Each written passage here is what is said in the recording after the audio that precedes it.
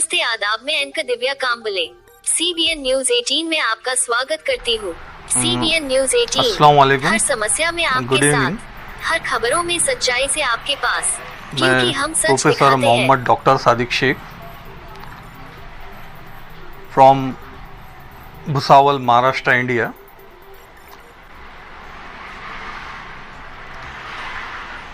मेरा जो एजुकेशन है, basic education from first to 12th, वो उर्दू मीडियम से हुआ है।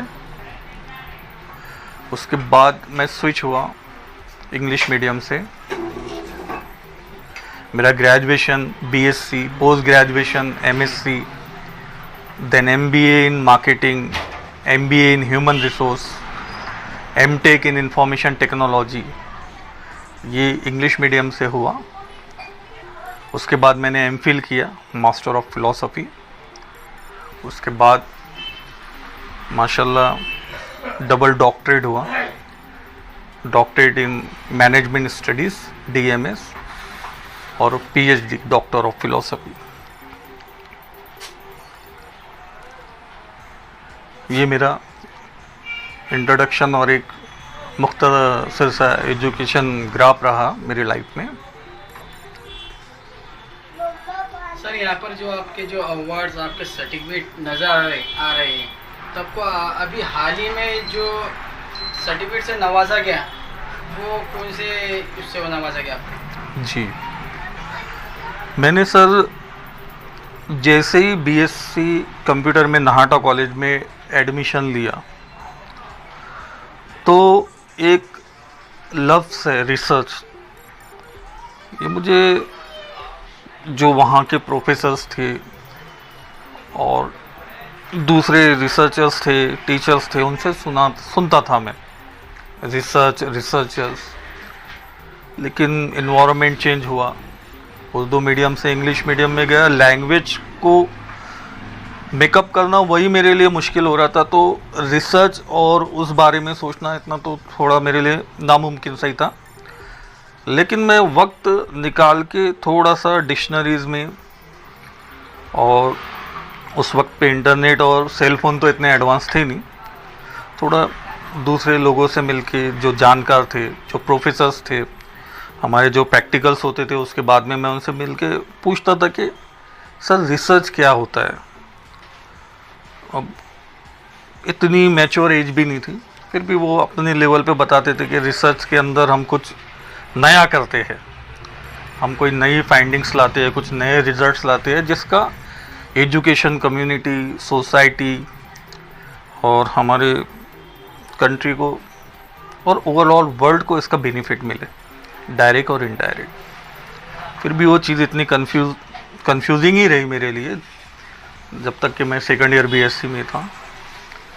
लेकिन जब मैं थर्ड ईयर BSc में इंटर्ड हुआ, तब वो चीज़ समझ आने लगी। मैंने खुद से पहला एक प्रेजेंटेशन मेरा लाइफ में किया बाम्बोरी इंजीनियरिंग कॉलेज में। नैनो टेक्नोलॉजी के ऊपर मैंने थोड़ा सा इंटरनेट से कुछ डेटा सर्च करके उस पर प्रेजेंटेशन दिया। काफ़ी खुशी हुई, एक तसल्ली मिली दिल को कि खुद से कुछ करने की काबिलियत है, और ये हर किसी में है। हमें बस वो एक लगन, वो एक पैशन होना चाहिए उस चीज़ को करने का, और वही चीज़ को मैंने आगे बढ़ाया। जब BSc क्वालिफाइड हुआ, उसके बाद MSc यूनिवर्सिटी से किया मैंने। वहाँ पे मुझे हाईली रिसर्च्ड इन्वायरमेंट मिला। बहुत सारे डॉक्टरेट स्टूडेंट्स थे जो वहाँ पे PhD कर रहे थे हमारे डिपार्टमेंट से, उनके साथ रहता था। प्रोफेसर्स ऑलरेडी PhD थे वहाँ पे, उनसे बहुत कुछ सीखने मिलता था। और वो चीज़ में मेरा इंटरेस्ट, मेरा डेडिकेशन इतना रहा कि मैंने MSc में फुल फ्लेज्ड रिसर्च चालू किए। पहला प्रेजेंटेशन मेरा बाबा एटॉमिक रिसर्च सेंटर जैसी जगह पे हुआ मुंबई में, और उसके बाद वो सिलसिला मैंने जारी रखा। और आज प्रेजेंट डेट में मेरे 67 इंटरनेशनल बुक्स पब्लिश्ड है ऑल ओवर वर्ल्ड। जिसमें से 11 बुक्स 9 इंटरनेशनल लैंग्वेजेस में पब्लिश्ड है। 130 के ऊपर मेरे कॉन्फ्रेंस प्रेजेंटेशन इनवाइटेड टॉक्स है और 150 के ऊपर मेरे रिसर्च पेपर्स है और highly seated researchers and scientist ऐसा गूगल ने डिक्लेयर किया है।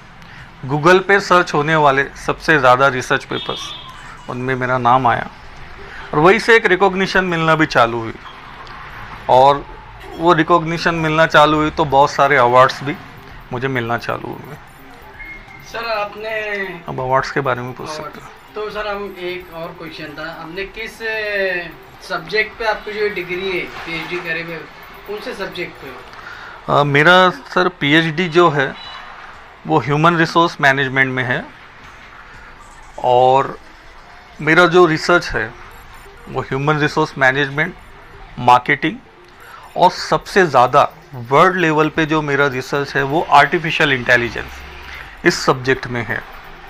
और प्रेजेंटली मुझे आप सबको ये बताते हुए बहुत खुशी हो रही है कि आप लोगों की दुआ से मुझे आज की डेट में पद्म भूषण ये अवार्ड से नवाजा गया और मेरे बर्थडे के दिन, जन्मदिन पे 1 जून को मुझे father of artificial intelligence science ये अवार्ड भी दिया गया, star book of international and association of record holders इनके तरफ से।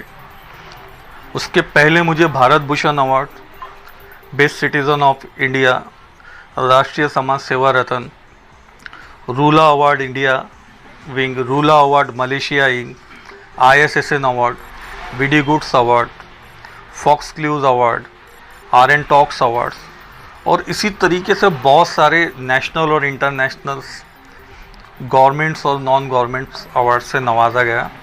ये आप लोगों की दुआएं है और एक जो मेरा डेडिकेशन रहा, जो मेरी वो लफ्ज़ को समझने की चाहत रही when I was in BSc, research होता क्या है, उस चीज़ ने आज मुझे ये मकाम पे पहुंचाया है। सर आपने तो इस बात को अपना एक पैशन बना के आगे लिया, लेकिन इसके पीछे आपको बैकग्राउंड कौन, इसके बारे में आप बोलेंगे कि इसके पीछे आपको किसका साथ आपको मिला है जिसके कारण आपको इतना सब कुछ? बेशक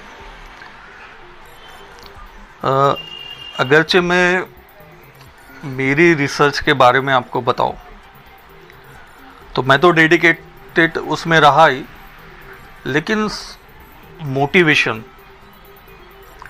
मुझे अगर सबसे ज़्यादा मिला तो हमारे अम्मी शहनाज परवीन और उसके साथ में जब बहुत सारे बुक्स लगते थे, बहुत सारे ऐसे रिसर्च पेपर्स होते थे जिसमें से मुझे फाइंडिंग्स निकालनी होती थी, उसके लिए मुझे IIT बॉम्बे की जो सेंट्रल लाइब्रेरी है, जो एशिया की सबसे बड़ी लाइब्रेरी है, वहाँ जाना आना होता था। तो हमारे अब्बू शेख अनवर, इन्होंने कभी पैसे देने से इनकार नहीं किया, कभी भी किसी भी तरीके से ये जाहिर नहीं होने दिया कि हम किसी फिनेंशियल क्राइसिस में है या ये अभी मैनेज नहीं हो सकता है। तो ये दोनों है। उसके बाद कुछ मेरे मेंटर्स ऐसे रहे, मेरे टीचर्स मेरे लाइफ में, जो जिनका मुझे पॉजिटिव सपोर्ट रहा रिसर्च में। जैसे NMU के जो पिछले वाइस चांसलर थे डॉक्टर AM महाजन सर, उन्होंने मुझे काफ़ी हेल्प की, मेरे रिसर्च में मुझे काफ़ी मोटिवेट किया।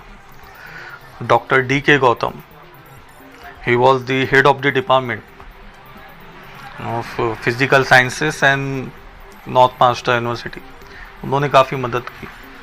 उसके बाद जो मेरे मेंटर है लेडीज़ में, नाटा कॉलेज के हमारे प्रिंसिपल है डॉक्टर मीनाक्षी वायकोले मैम, उन्होंने मुझे बहुत मदद की काफ़ी। मेरा PhD इनफैक्ट उन्हीं के अंडर में हुआ, उनके गाइडेंस में हुआ। उसी के साथ जो यूनिवर्सिटी के मैनेजमेंट डिपार्टमेंट के डायरेक्टर है प्रोफेसर डॉक्टर सीमा जोशी मैम, उन्होंने मुझे काफ़ी हेल्प किया, काफ़ी चीज़ें समझाए। बेशक ये कहूँगा कि उनको हर चीज़ का नॉलेज नहीं था, लेकिन उसके साथ कम से कम रास्ता बता देना। चलना तो हमें है, लेकिन उस रास्ते पे कैसे चलना है ये बताने वाले ये लोग रहे।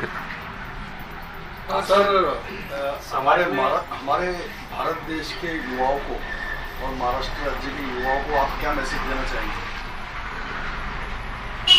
मेरा मैसेज जो है, सोशल मैसेज जो मैं आप लोगों के ज़रिए पहुंचाना चाहता हूँ हर किसी तक, तो सबसे पहले तो मैं ये कहूँगा कि आप अपनी सोच को बदलो। जिस दिन आपकी सोच बदलने लगेगी तब आपकी ज़िंदगी बदलने लगेगी। लोगों को समझने का आपका नज़रिया बदलने लगेगा, चीज़ों को समझने का नज़रिया आपका बदलने लगेगा। क्या हमारे लिए सही है, क्या हमारे लिए गलत है, ये चीज़ों को समझने की काबिलियत हमारे अंदर कई गुना ज़्यादा बढ़ेंगी। आखिरी में मैं सिर्फ इतना कहना चाहूँगा कि मैं जो कुछ भी बन पाया और जो कुछ भी आपके सामने हूँ, इसमें जो हमारे मरहूम अम्मी जान हैं शहनाज परवीन, और जो हमारे अब्बू है शेख अनवर साहब, और जो मेरी हमरा है, मेरी लाइफ पार्टनर सफीना सादिक शेख, इन 3 लोगों का मुझे बहुत पॉजिटिव सपोर्ट मिला मेरी लाइफ में। कहीं ना कहीं मेरी एनर्जी मेरे दोनों मासूम बच्चे, मेरे एंजल्स नमीर शादान, वो भी बढ़ाते हैं। मैं इन सबका शुक्रगुजार हूँ, और उन्हीं के साथ साथ मैं आप सबका भी, तमाम मीडिया पार्टनर्स का तहे दिल से बहुत शुक्रगुजार हूँ, क्योंकि आप वो लोग हो जो मुझे दोबारा जन्म देते हो। आप वो लोग हो जो मुझे दोबारा पैदा करते हो। पैदा तो हो गया, लेकिन पैदा होने के बाद आइडेंटिटी पैदा करके, एक पहचान पैदा करके उसको बहुत लोगों तक पहुंचा देना, ये काम आप करते हो। और ये बहुत बड़ा अपने ही अंदर प्रोफेशन से ज़्यादा सवाब का काम भी है, मैं ऐसा समझता हूँ। और मैं आप सभी का भी बहुत ज़्यादा शुक्रगुजार हूँ। मैं अलविदा लेती हूँ। आपकी अंक दिव्या काम्बले। देखते रहिए CBN News 18। हर समस्या में आपके साथ, हर खबरों में सच्चाई से आपके पास, क्योंकि हम सच दिखाते हैं। हमारे CBN News 18 चैनल को सब्सक्राइब करें। जय हिंद, जय महाराष्ट्र।